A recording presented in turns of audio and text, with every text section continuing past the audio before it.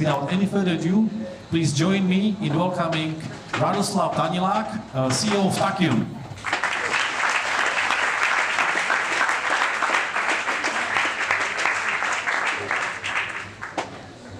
Rado, you have a journey which is very unusual because you used to be a teacher. And today you are a successful entrepreneur. You built 2 businesses pretty successfully. How do you go from being a teacher to being a successful entrepreneur? Well, I'm from a country called Slovak Republic, and when I was studying, we have socialism, and you know, the only opportunity to do something on your own was kind of around universities. You know, if you work at your job, you know, you could not choose your job. So university was natural avenue where I can try to do different things. So I started teaching on university from math to compilers and so on. And so that's how I basically started. However, my nature was I love to build the things, to make the things, you know. The difference between academia and executives is that, you know, and both of them, they have right place. In academia, is about delivering breakthrough research or paper, not necessarily product. We are entrepreneurs are about delivering products. There is different, basically, need. And my natural instinct was I want to build the products. So that's why I transitioned from academia to starting companies. And I know it wasn't, it was more or less a coincidence because you are passionate about a particular subject, which is semiconductor and chips. And you told me you wrote a blog. At the beginning you wrote a blog. How did you get the idea of leaving university and go to Silicon Valley? So in our country, basically after 1989, there was transition to basically open economy, and I wanted to build something. So I left the university and started working on first basically product in that space. It was mostly software because nothing else could be done. But whole life my passion was building circuit chips and so on since I was a kid. You know, the passion is something which you cannot acquire. You either have it or not, and you have to find the subject where you are passionate about. Then only you will be successful. And all my life it was building circuits and chips. So on first opportunity when I had, I transitioned to. And which was it? You wrote an article? So actually, during my university, I was contributing to various government projects and research grants, and the most important is how you transition from Central Europe, from unknown country to United States, and it happens that most prestige article called Microprocessor Report in our field, they publish 4-page article about my work and results. And coincidentally, basically, they said that my work was many, many years ahead of large corporations like HP, Hewlett-Packard, and Intel. And that article was read in the United States by famous billionaire Rado Danilak, who started like 30 companies. And that's how I came to US. They called me and basically offered me to basically come to Bay Area, and I did. So most important aspect is you have to let people know that you achieve something. That's the way how you get attention and you can transition. So there's a combination in your case of your passion and your activity, as well as of being noticed by somebody who was important in the industry. Yes, basically, it's not just about the marketing. You have to have something which people value. You know, if you don't have something which people value, no marketing can overcome that. And you know, it can work for some time, but eventually, you know, it doesn't lead to success. So if you are saying something, you must make sure that you can justify it, substantiate it, and it's credible. Because if you lose credibility, that is very difficult road back. I agree. Now, I know about you that In your case, you built a few businesses, and we will be talking about the journey. But I also want to give the opportunity to you, our audience, to ask whatever you want to know. And it's super simple for you. If you see behind us, there is a screen. And all you have to do, no need to download any app, you just pull out your mobile phone and open a browser. It's as simple. And go to slido.com. And the hashtag for today, we're using, as you can see behind me, SG Europe. No need to log in, no need to do anything, you just ask away. What I can promise you, the top 5 questions will be answered. And which ones will be those top 5, you decide. Because you can not only ask questions, you can also vote for questions you like. So we want to give you the power to also join the discussion. And we'll be taking questions as we go from Slido. Now, Rado, when you came to the US, you didn't just start a business, you did this intermediate step, which is you started working for a company. Sure, I came to a new environment, and if somebody wants to be successful, first has to understand the environment, how it works, what is necessary for success. So jumping after I came to US, I did not try to start the company. My most important mission was to learn next few years. So when I start something, it's successful, because the most valuable is learning from mistakes of other. Learning from your own mistakes is very expensive.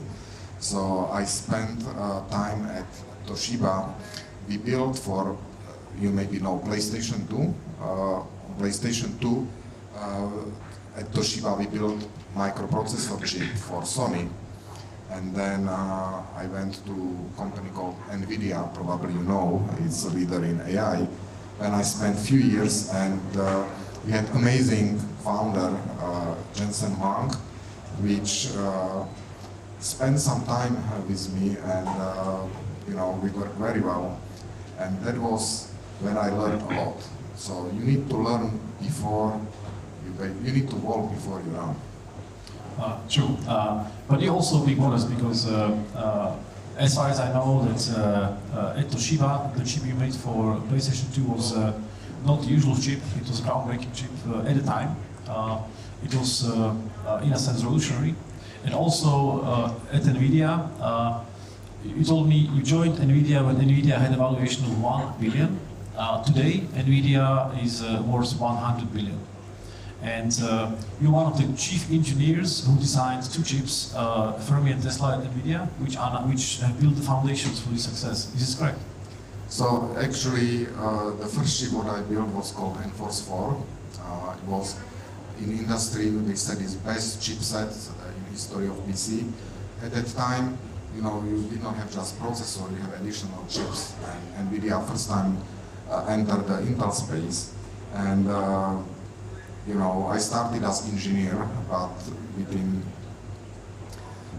less than 9 months I became chief architect on that SandForce 4 chips.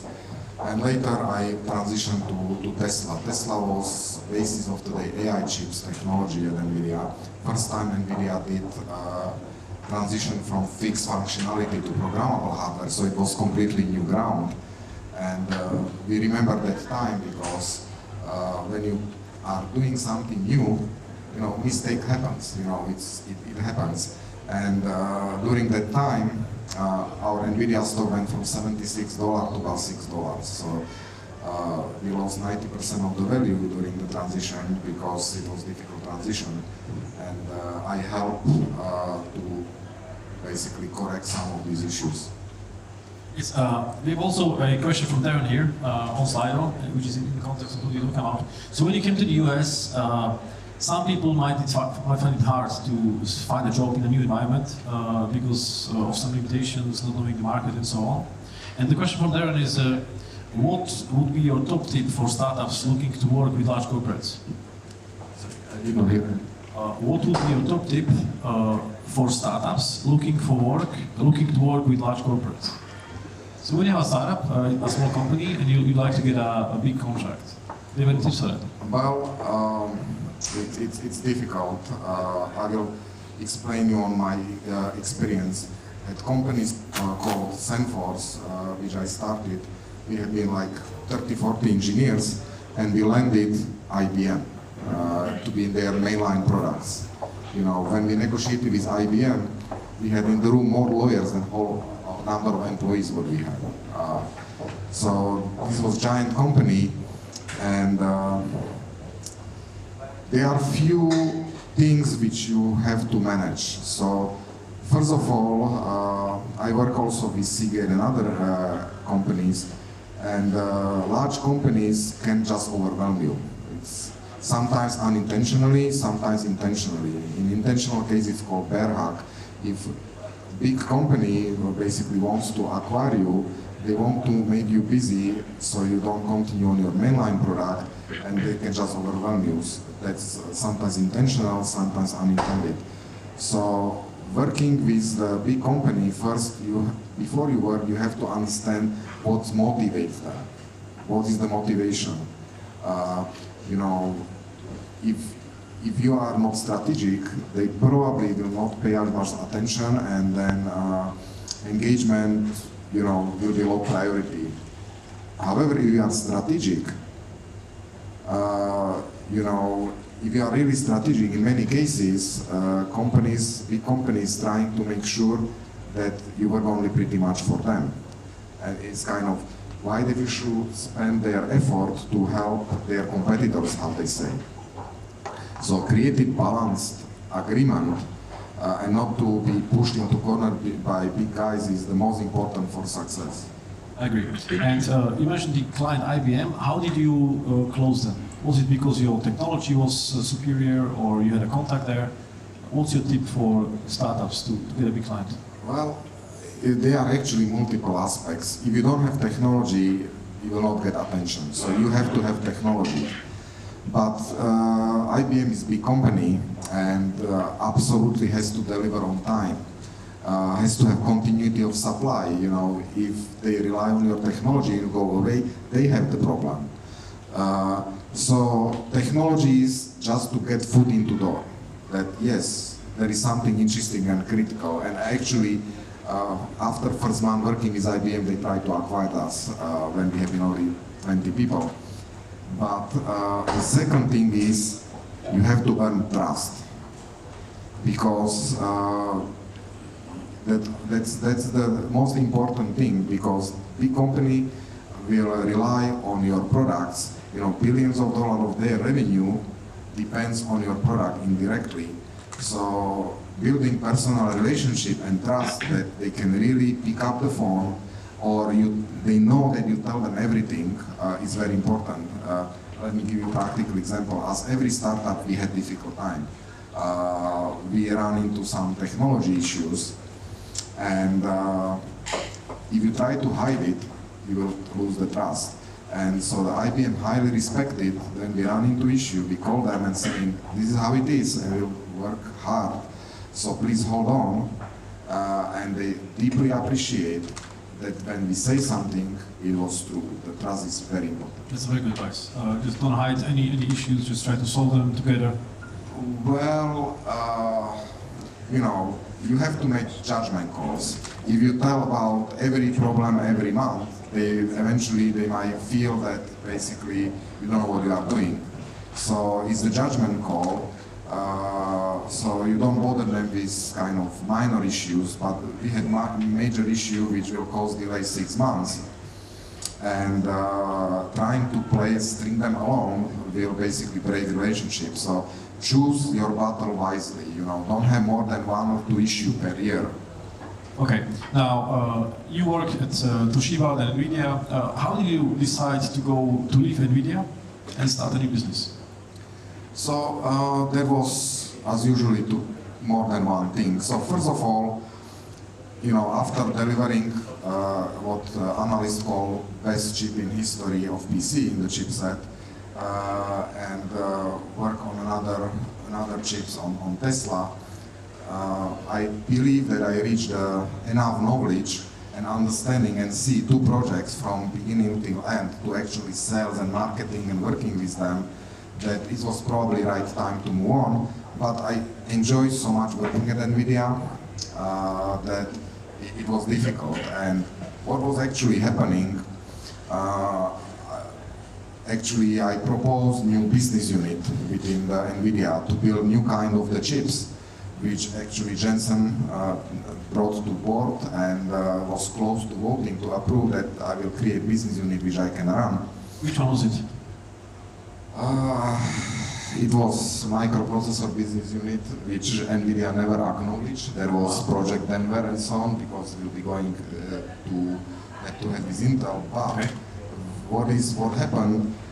We got just design win for PlayStation 3 for Sony, and Sony paid a few hundred millions upfront. So all the resources which was reserved for this business unit, basically Jensen told me that basically will be allocated there, and creating my business unit will be delayed by 2 years. And at that point of time, I didn't want it to wait 2 years. So that was the kind of point saying I could not do it at nVidia, so let me go outside of nVidia. So I really enjoy working. It's a great place at nVidia. We are still friends with the founder, and but it was time. Okay, so then you already had the idea of what you want to do? Well, yes and no. Yes, I wanted to build to address server chips. And that's what we created slides, and we visited Motorola, which at the time existed, which later on broke into Freescale, another company. And we started talking with prospective customers. And what was interesting, we have processing chips, storage, data storage chips, and customers and investors was telling us, well, there is just need only in storage aspect of your solution, just storage. Well, we can give you the funding if you focus not on that problem, but sub-problem of your bigger problem, because there is just need, it's the right time, there is the pull. So we kind of pivot and basically say, okay, processing, maybe we look later, but because there is the right time, we just focus on the storage aspect. That's how the company SandForce was created. So when I left nVidia, I was hoping to do bigger project combining storage and processing, but in 6 months talking to customers and investors, I realized that this is the time for the storage chips, and that's how the SandForce was born. Okay, just as a disclaimer, I recently joined the advisory board of Tachyum, just to put it out there, and 3 years ago we came back from Taiwan. And as you know, Taiwan is one of the top 5 most competitive economies in the world, and is the world's largest producer of chips.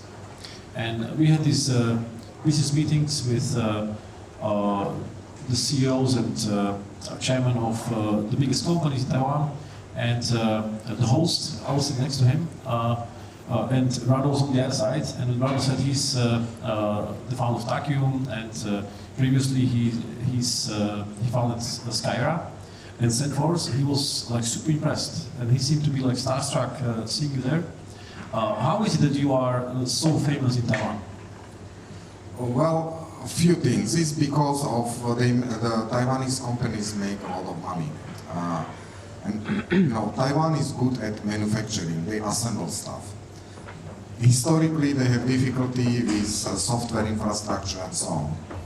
And SandForce, we produced the chip, but we created all the software for our customers and gave them for free. So suddenly, the companies which did not have software capability just took our chips and got our software, and they could build product. We actually built product for them. And we got more than 80 companies start building solutions with our chips and selling. We lower barrier. We solve their problem, things what they cannot do. And more than $1 billion was sold exported of products outside of Taiwan thanks to our chip. So from politician point of view,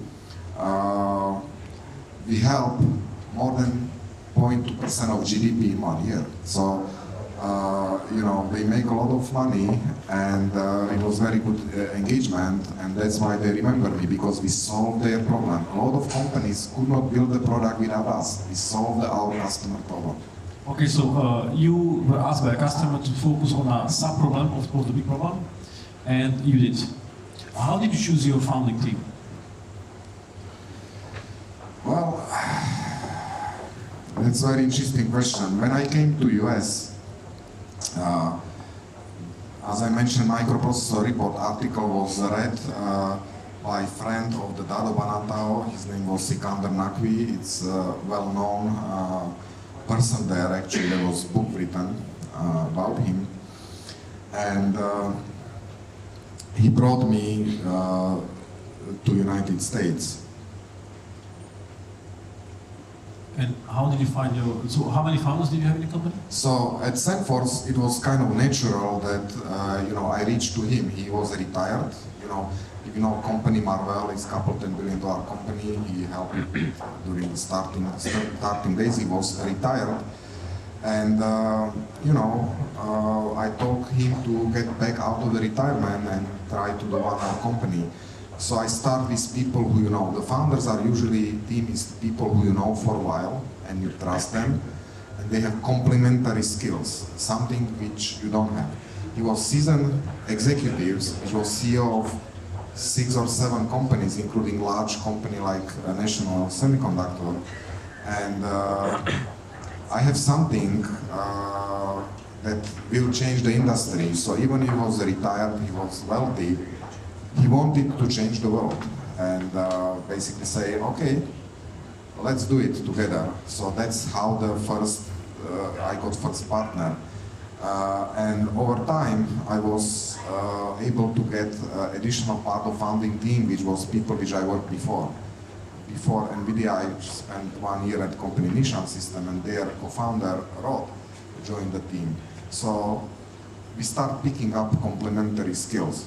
Okay, that's a very good advice, because I see very often startups just come together with founders who are very similar in the skills, and it's not very healthy for a startup, because then you're going to be both experts in the same thing, and you need to complement each other. Now, you had the idea, you had the founding team. How did you convince investors to invest in your company, and how do you start scaling the company up? So about investing, as I mentioned, we had business plan, what we think, what we want to do. And as we are approaching investors, we say, well, this is too capital intensive, barriers are high. And they basically told us, well, if you focus only on that problem, we can basically give you the term sheet. So what do you do at this point? You throw your dreams partially behind and say, okay, this is real, and we say yes. So basically how we got funding, that while we have been pitching a slightly different business plan, after 6 months, we knew that we need to pivot, and it happens that basically investors said, this is where you will get the traction, and as the team, we look at that and saying, well, it makes sense. It's the really right time, and we believe that investors identify that is the right time for that product, and we basically took the term sheet. So basically investor which we talk with, they did not give us money on original project, but they say, if you pivot to that, you will get money, and we pivoted because we concluded after 6 months that they identify right time for right product. And beyond the first customer, the big client, how did you get other customers to join in to buy the product? So that's a very interesting question. Is the question how you will let your customer know about yourself credibly. So in our case, they are influencer and influential media. There is Anantech and some other reviewers. And interestingly, their readers are what is called enthusiasts, people who love new technology. And it turns out that these enthusiasts are many times later on executives which they are making purchasing decision, technology decision. So we focus to make sure that we win the benchmarks, because the benchmarks was the most important things which sells, and that we work with influencer in the way that they are first to touch our technology. So we work with them to be happy, to have good experience, because once this happens, the articles start showing up that this is wonderful product, and then customers start calling us. So it's important to let them know incredible way, figure out who are influencers and make the influencers happy. Well, let's zoom into this because it's too important. So, from what I see, where I see it, you do a couple of things. You go to conferences which are specialized on these influencers. What else did you do to make people know, the market know that you exist? Well, very powerful things is when you have the customers. You know, the moment when we said that, and IBM publicly said that they are engaged with us, which was big deal. It's a big company, they have a legal department. You know, the IBM was marquee customer. It was the flagship. That's why we worked so very hard to basically get the customer, because after we got IBM, all their competitors and suppliers start talking to us. So having big endorsements is opening doors to other customers, right? It is, and that's why it's very important to choose one of your first customers, because you have limited resources, and it has to be customers that if he moves, industry moves. So picking up the customer which is marquee is very important, because once it's there, everybody knows they have to have something, they are credible, and they can work with them.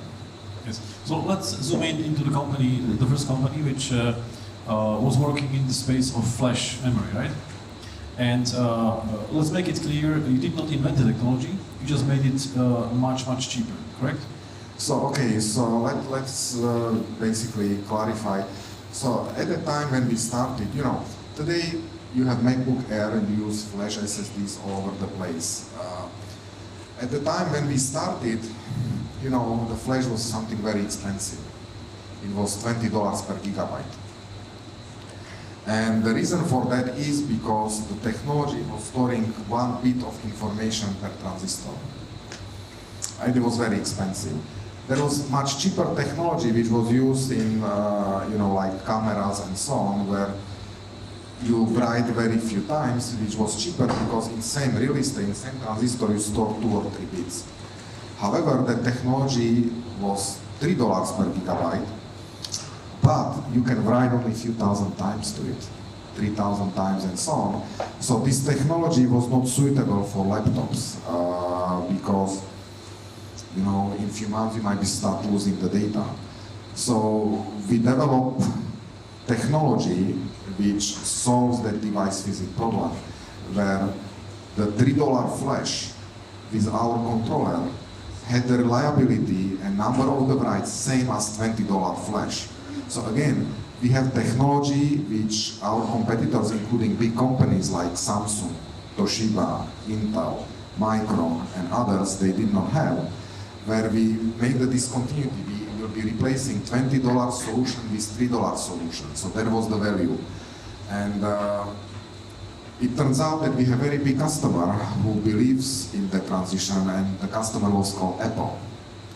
And in fact, Apple for 2 years in MacBook Air shipped with our devices. So Apple identified that replacing the hard drive with solid state storage allows to make MacBook Air half the thickness than previously was possible. So they knew it, but before transition to lower cost flash, you cannot have $5,000 laptops. Nobody will buy it. So there was a cost barrier which prevented this class of the products. And solving technical problem using cheaper flash, which we solved, we enable all that industry. Today, that industry is more than $10 billion annually, what we enable with products. So your technology was a quantum leap, and this is why the big guys, the big competitors try to work with you. So if you develop something this amazing, it's easy to get customers, probably. But it didn't stop with Apple there. This talk is not just about how to build companies, but also how to sell them. And we know that you got an offer to be acquired by Apple. Why did they decide to try to buy you? And did it go successfully or it didn't? So, general spiel which investors are saying, just focus on your technology, focus on your product, and it will have value and you will get either go IPO and acquire. The reality is you have to build the path to your exit from day one. And let me give you a few practical examples. So don't underestimate that, and sometimes don't listen to general what people are saying. Let me give you a few practical examples. During the heyday, let me start differently. In our space, more than 80% of the companies exit through acquisition and only 20% through IPO. So the acquisition is 5 times more probable than IPO in our space. That's just data. You need to know the data. Now, if you want to have both paths, you have to build a company which can be self-sustained and profitable. In US, there was in heyday, nobody cared about the profitability. It will just grow, and it will happen. And then the crisis came, which killed many companies, which was not sustainable.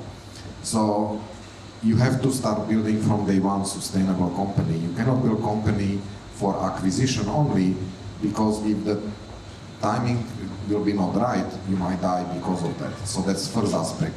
Focus on building sustainable company. Don't listen to just saying, just build the growth. You don't care about sustainability, and it will come. The second aspect is, because 80% are acquisitions, you have to put yourself over time to position that you will be acquired. And how you put yourself to position, what you need to satisfy. First of all, you have to have something which acquire all values, is the technology. But second thing, if somebody pays money for acquisition, he must be sure that this money will be good to use, so the team will not leave, or the team is somebody who they can work with.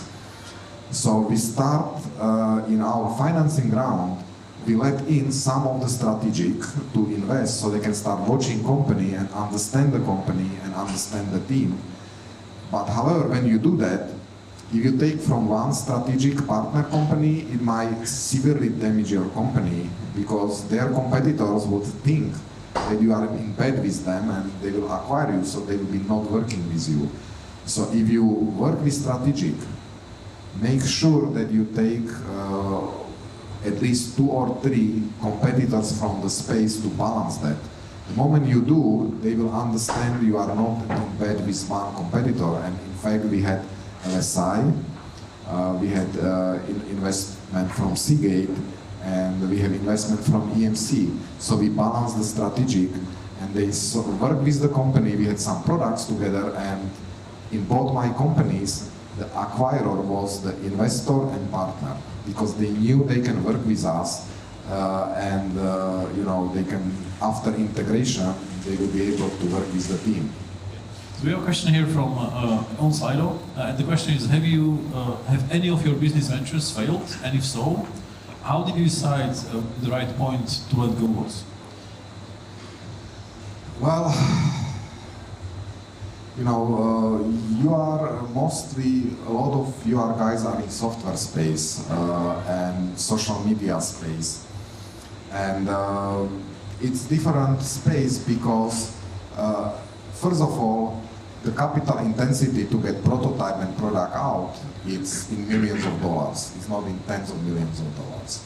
For hardware company, semiconductor company, you cannot really build product below $60 to $80 million. So that's one thing. Second thing, because the software companies, are good with few $1 million, the venture capitals basically throws money more freely, and the ratio of company which they die is much higher. So we have been in more conservative space, and if you are working with larger amount of money, the chance that you fail has to be much lower. So it's different space. It's nothing wrong with the software. Software, if 95% of company dies, means you invest, let's say, $2 million for software company, you put into 20 companies $2 million, it's 40 million, and one company make it, returns 100 to 200 million, it's still profitable business. However, in hardware company, you cannot afford more than 4-to-1 or 5-to-1 failure rate. If it's 5-to-1, then if it's 80%, this means your exit has to be, average exit has to be 60 million in, times 5 is 300 million to make the profit. You cannot be less than $1 billion exit. It's the law of the big numbers. It's just simple math. So in our business, the failure is way more problematic than in your space. And none of my companies failed. So this is kind of different than what I'll tell you, fail fast, fail fast. That's kind of true, but in our business, you should fail kind of before first investment, as opposed in software field where it's okay to fail after first investment. Okay, so to conclude the story about Apple, Apple offered to buy you, to buy the company. How did you respond to that, and how did you negotiate with Apple? How easy or hard is it to negotiate with somebody as big as Apple? Well, Apple, we work with Apple for a long time. Apple has extremely high standard on quality, and we spent 18 months jumping around the Apple on their whatever they wanted to do, to whatever we see on their eyes to do for them before Apple used first time our chip. So we spent incredible time with their people and executives, which build the trust. Now, there was very unique time for Apple because they start shipping with our product line, which was very successful. And we've been engaged with some other customers. So for Apple, it was time to make the call and try to acquire us. So we have been approached, and the most difficult part is starting, which is negotiation, because you don't want to leave money on the table, but if you cross the line, you might lose it. So we work closely with Apple. We have very good personal relationship, so we knew kind of where we are going to, and just between us, they have been willing to pay, let's say, I don't want to break some NDAs, let's say between $700 to $900 million, let's say. Did you say that, or did you just anticipate such amount? Typically offer starts much lower numbers because they know that there is negotiation. So usually your acquirer pick up number which is not insulting, but it's just a little more to be about the insulting number. So you start at 300-400 million even because they know there will be iterations, and then you go through the few iterations, then you try to meet in the middle. So we knew that it's good engagement. Executives have been in Apple, interesting to do the deal. So there is a lot of kind of like indirect, not side channels, but you kind of, customer give you sense what is your range. If you have a very good personal relationship, you kind of know the range, and they expect you will play within the range. Did you have any number in your mind of how much your company was worth? Well, the comparables, it's always important to have data and to have case. It's like when you are selling your house, you study comparables, houses around you. And selling your company is kind of very similar to that. You need to have comparables, and to get good price, you need to have more than one buyer. If you have only one buyer, it's the buyer market, and they might squeeze you. So you must not be in position that you have to be acquired, that you are running out of the money, or there is only one acquirer, because then there is no negotiation power. What is your stand on getting or not getting M&A advisors when selling your company?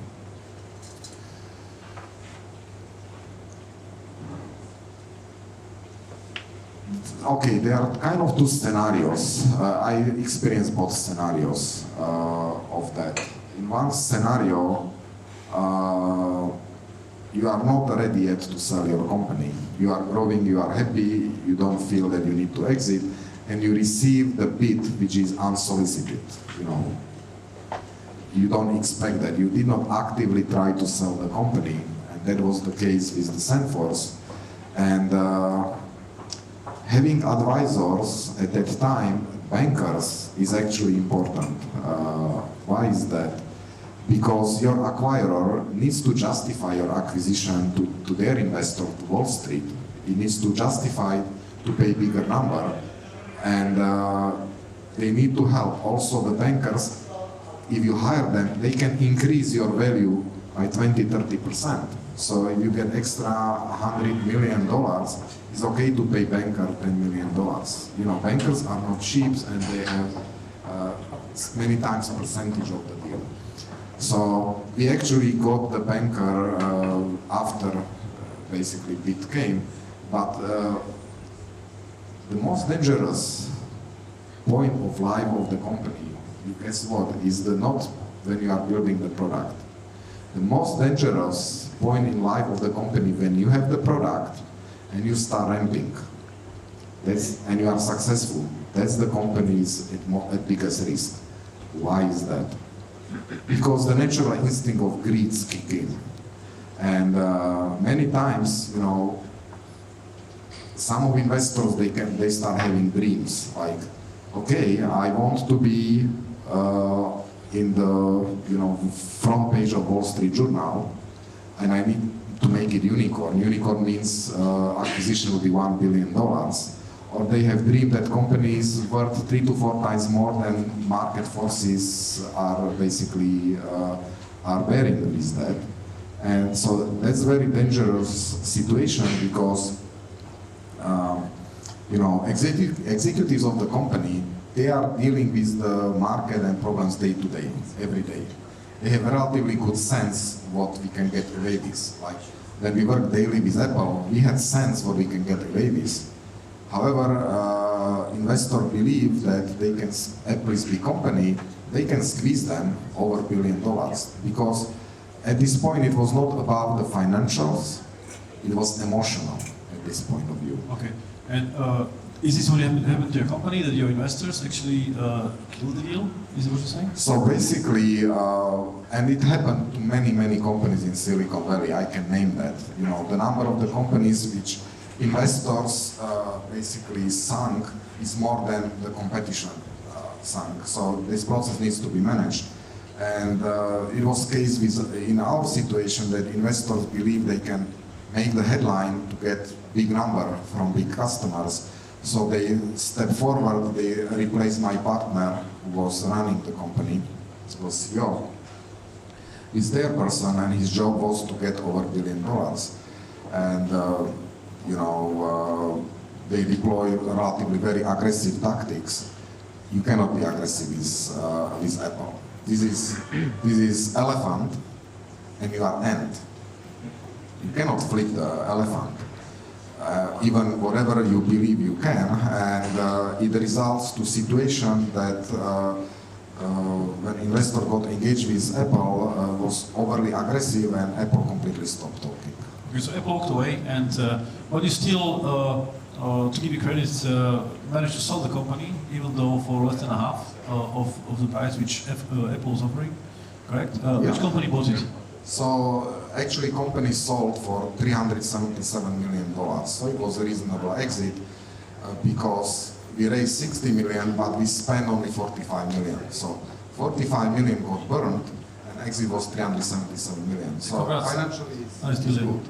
But it was sold to one of our investors. It's public information. It was LSI. So see, the Apple was unsolicited bid, but we work with Seagate, LSI, our customers, which we let them to be investor because we believe that one of the investors will step and do the acquisition. So after unsolicited bid, Apple came and fell through. Also, it scared our investors, saying they might be taken out by somebody else, and they put the bid on the table and they acquired the company. And we already had bankers in the process, and bankers have been used to get bigger value out of it, to justify for acquire what it can be justified to the Wall Street. So again, we set the seeds of the acquisition 2 years earlier in Series B financing, when we let in people who we believe that they are acquired, so they can learn how company works, what is the value, and they might acquire it later. And it's a very smart strategy. So basically, you choose your potential acquirers to let them invest in Series B, and let them know the company, be close to it, and see the progress. Correct. So again, you have to think from day one about your exit. It's not true just focus on technology. You need to make sure you have right attributes for the right exits. Yeah, smart. Now, you sold the company. How much time did it take you to start thinking about building another one?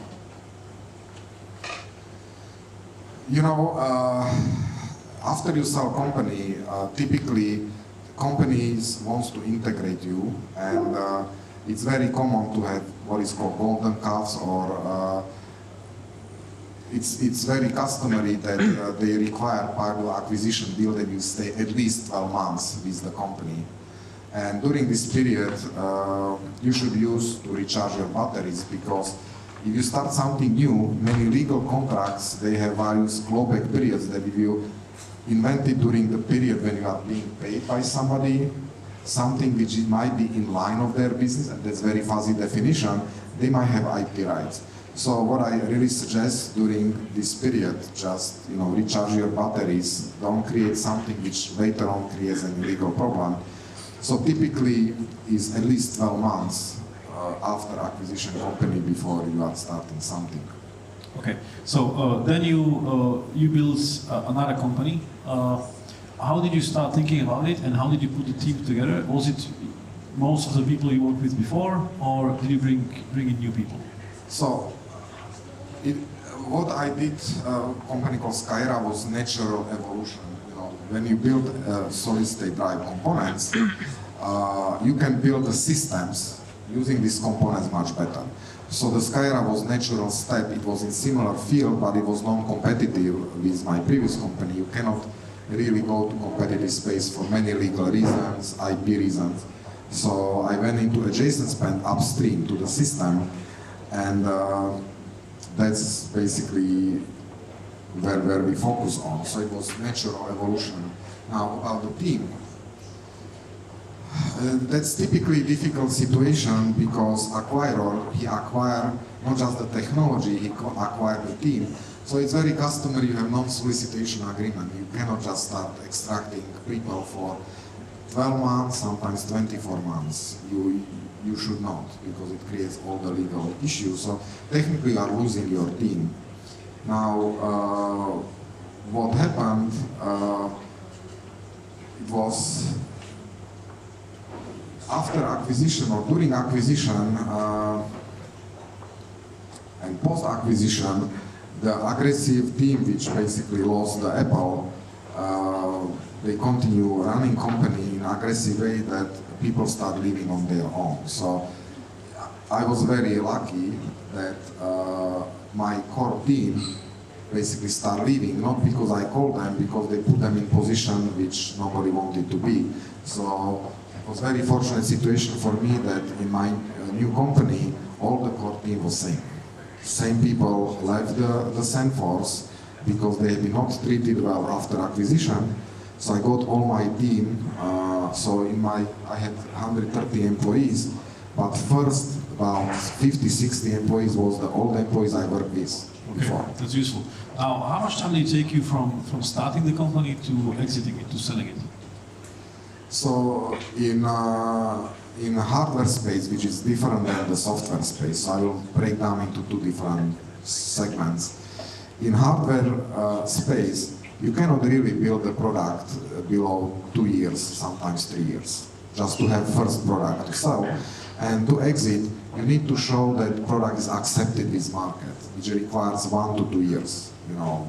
In 6 months, you don't have yet data to establish you or to go valuation. So in hardware space, the exits, 4 years is very good one, typically is more 5, 6 years. These are longer cycles. In software space, you can build the prototypes and start monetizing many times in 12 months or 18 months period.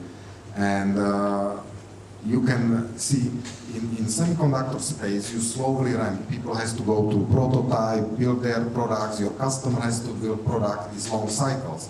Now in software space and social media space, you can start ramping the customer much faster. You can scale by adding machines, and there are no trial times and nobody building product with you. So what I observed in software space, the acquisition assured us 2 years from beginning, but more typical are about 3 years, sometimes 4 years. Is roughly half the time of the hardware space. And in this case, in the second company's case, how long did it take to go from starting to exiting the company? For software, I saw in many cases the basically ramp assures us 2 years, but more typical is 3 years. So in your case, in the second company, sorry, how much time did it take you for your second company to go from start to selling it? So first company, we turned about 4 years. Second was hardware company. It's about 4 years. Now we know that. Which is, by the way, very fast for hardware companies. And the amount for which you sold the second company is undisclosed? Is undisclosed. There are NDAs in place that basically it's a cycle to discuss that. So but you can go and Google something, and what people speculate is not in unreasonable territory. That's the only thing what I can say. Okay. We know that you now building a third company, and I have to say that I'm very impressed with the quality and the caliber of people you putting together. I don't know how you do it, but for example, your advisory board is built of the ex-CTO of AMD, one of the biggest chips makers. You have a gentleman who just finished with Intel as ex-CTO of data centers. You have a gentleman who built the first architecture for the first ARM chip. And if you know ARM, is a UK company. The biggest technology acquisition in history of Europe, 30 billion. How do you get these high-profile people to say yes to work with you and work with you on your new company? So high-profile people, they have freedom to choose. They can choose wisely where will they engage with. So first, you have to have something which they get them excited. Something which is disruptive enough that they will sign their name underneath. Something very profound. So that's first attribute. Second is, you have to be credible and trustable. You have to be honorable person, because for them life is too short. They achieve great things in their life. They have money, so it's not about the money. They are not coming. You cannot woo them with with money. In fact, we don't pay anything to our advisors, zero, which is also unusual. There is usually at least something, but they want to leave the legacy. They want to be part of something which change people's lives, some big enough things. And we are very fortunate that our business in that category. So it's not only making the difference, it's also about trustability and how do you work with you. If you are good person to work with, if you are not too difficult or so on. So all these three attributes are necessary because they have choice. Yeah, sure. Now we have 5 minutes to spend on Tachyum. Tell us about what is your new challenge, your new startup going to solve, and why did you decide that this is something you want to spend the next few years of your life on? So, what was the thought process? The size of your company is determined by size of the market. In the case of the SandForce, we had more than 60% of market share. So if you have 60% of something, you cannot double that or increase by factor 5. So in the case of the SandForce, total market was no more than $500-600 million. So the market where we are going now is already in 2016 was more than $24 billion. So even if you capture 5% of the market, is more than $1 billion, which gives you more than $10 billion valuation. So first is market size is 300 to 400 times bigger than SandForce, and that gives you opportunity. So pick up big market. That's basically first very important attribute.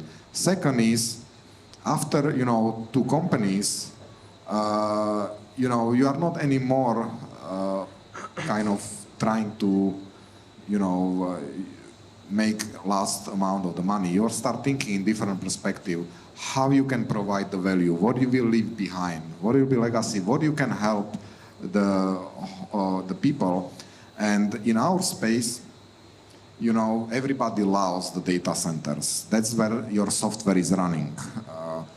And it's growing nicely. It's growing 15% per year, 15%. So all the pictures you take on your mobile and post it on Facebook and Instagram, all the videos you post on YouTube, they are stored somewhere in data centers, and this is the market you chose, right? Correct. And what is interesting, what very few people know, in 2016, more than 2.5% of all planet energy, it went to the data centers. More than 2% of total energy, which is, by the way, 40% more than whole UK electricity consumption. So in 2016, data center took 40% more energy than whole UK.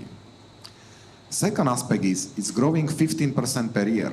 It's nice growth, nothing crazy, but 15% per year means that in 10 years, it's 4 times more. So by 2030, 10% of planet energy will be consumed in data center, and by 2040 it will be 40%. So it's a big market now. How do you solve this issue? So next thing is, okay, there is a real problem, is energy consumption, power, and so on. So you identify market, then you identify problem, and now what you will be solving. So we decide to come with the solution which will reduce the number of transistors per operation done, which means it will reduce the cost and will reduce the power by 10 times, which is very important. Reduce the power by 10 times. By 10 times for doing same thing. And this is essential because 10 years from now, we cannot build 10% more, power plants and so on. And so the last thing is, the problem is not because our competitors, like Intel and others, they could not execute.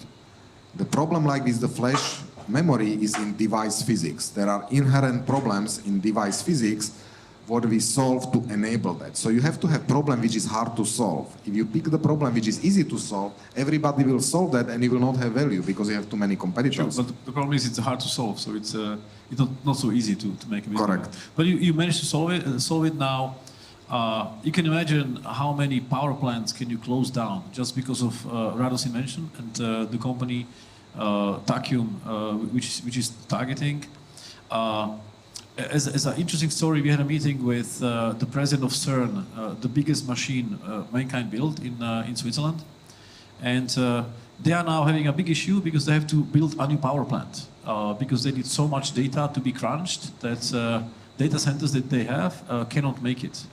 After meeting Tachyum and Rado, they seem to be quite happy because maybe they don't have to build a new power plant. Correct. Now there is one more aspect which our company is trying to bring. Everybody talks about AI. It's popular theme these days, a lot of money there. AI was believed that in next 10 years will be largest driving force behind the GDP growth. Another even more sexy thing is who will build first time in history of humanity the machine which have a bigger capacity and faster than human brain. You have people like Singularity University and other talking about that. And it's both technical and economical problem. Let me explain that. It was believed that by 2028 or 9, government of US and China and maybe European Union will start building such machine because the government supercomputing products are in $200–300 million. So the technology has to come down on the cost on that.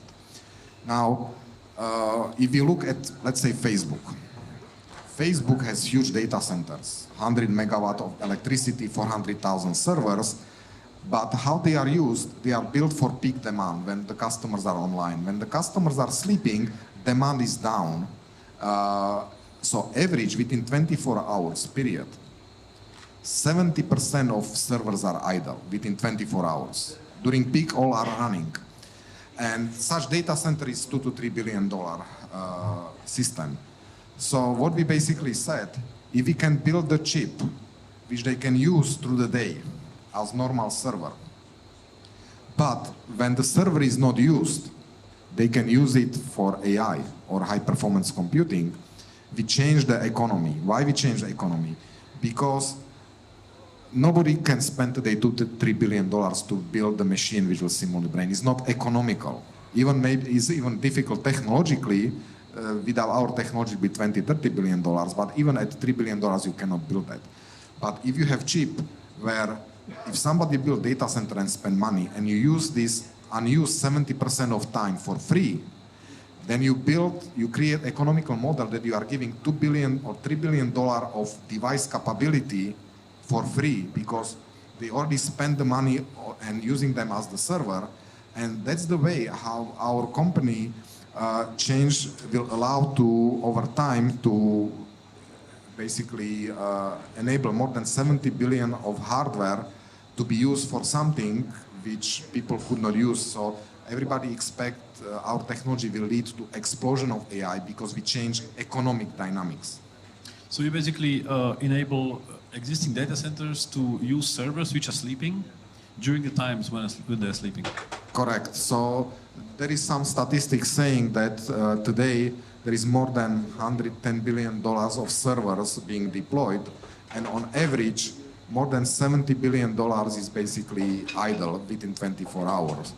It's every market, so it's a big challenge. I hope we can make it. We're going to be watching out for you. Now, we're running out of time, so quick questions, quick answers. Let's focus on the quick ones. I promised the top questions will be answered, so let's go for it. Somebody asks, can a non-technical person realistically lead a group of technical people in building a vision?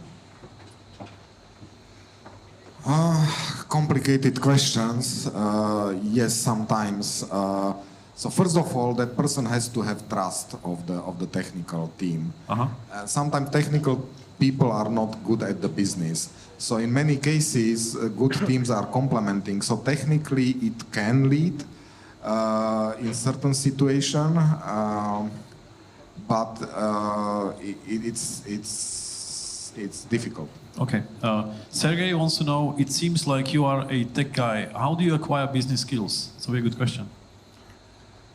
Well, that's a very good question. By learning. So before I start my own company, first SandForce was, the CEO was very experienced CEO, my partner Sikander Nakvi. So, I have like training wheels. I learn from how he runs the company. So you were the CTO, not the CEO?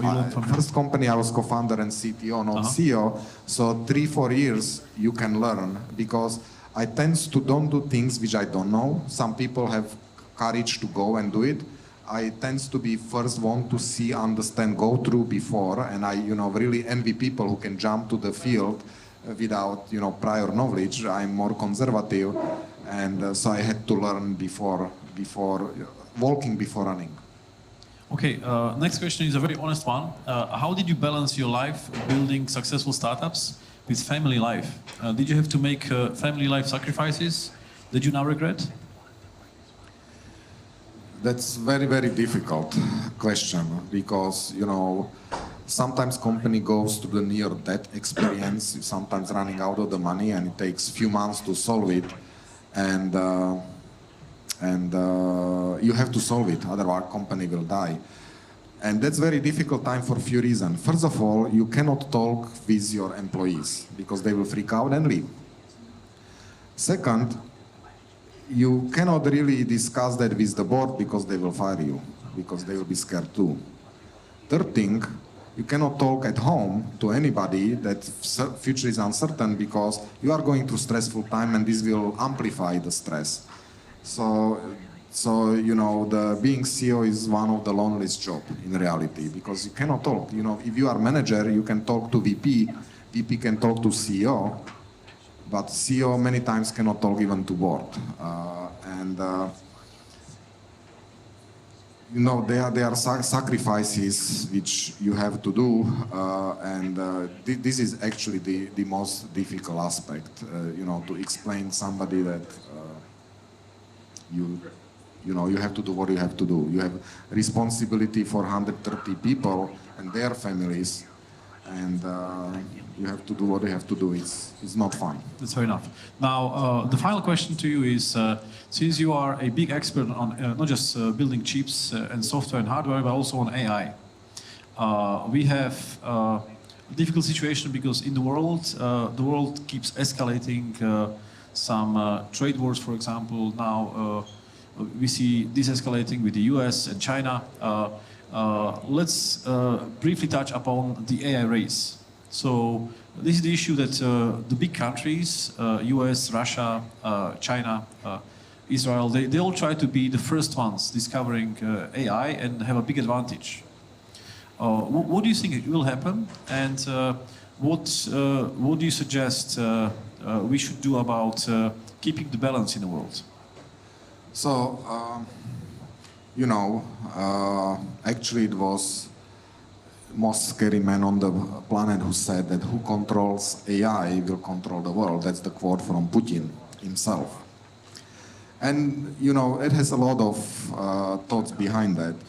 See, this is the most powerful, you know, thing in history of humanity what is dealing with. You know, let's take nuclear weapons. You build them and you control them. Nuclear weapons will not do things on their own. They will not do. But AI is like evolution. It will find a way to escape. Once you build such system, it's illusion that you can control it. Once you build smarter system than you and you think you can control it, you can't. So this is extremely powerful technology, and everybody understands that. So that leads to equivalent of arm race. It's AI race, and it's giving huge advantage if you have such weapon systems. So that's the driving reason is the power and so on. Now, in history, it was believed that China invests a lot of money, US invests a lot of money, European Union started investing. They allocated 2 billion euros for 3 to 4 years to basically play in that space. So everybody invests to that, and it believes that first government who will get that will have advantage, and Putin's words might become really true. Now, and because the system is very expensive, you have to invest, and when you build such system and use for government purposes, basically that's how you build that. So what we are hoping to change the game is, if through our technology you can enable waste from hyperscale data centers, which there are hundreds in the world today, if we allow to monetize them and give that to everybody, then we remove the monopoly of one state who will be first to harness the technology, and we kind of democratize this technology. Anybody, any corporation will be able to rent the government class AI, and that basically levels the playing field. So we believe that we are doing service to everybody to make sure that we stay like Switzerland, that basically we want to sell to anybody, and you have to build a company in the way which gives that flexibility, who can build the bridges between the country in situations where people are building walls, and because they will try to control the most powerful technology what they have. And it's our responsibility for everybody to make sure that this will not happen, that it will be not monopolized technology. So you're trying to help there. Do you believe in this scary scenario that one of the countries will be the first ones and will be having an enormous advantage? Or you think companies like yours will help level the playing field? So in absence of our technology, yes, that was worry. If you have huge disparity, it's usually not good. When people came to Australia, the Aborigines, they got wiped out because there was too big technological disparity. That's the reason why big countries invest. They want to be first and use to their advantage and control other countries. That's their desire, and they will try to do it, and that's the risk. That's why it's very important to level the playing field. That's why we focus on that. Okay. Ladies and gentlemen, please join me in thanking Rado Danilak from Tachyum.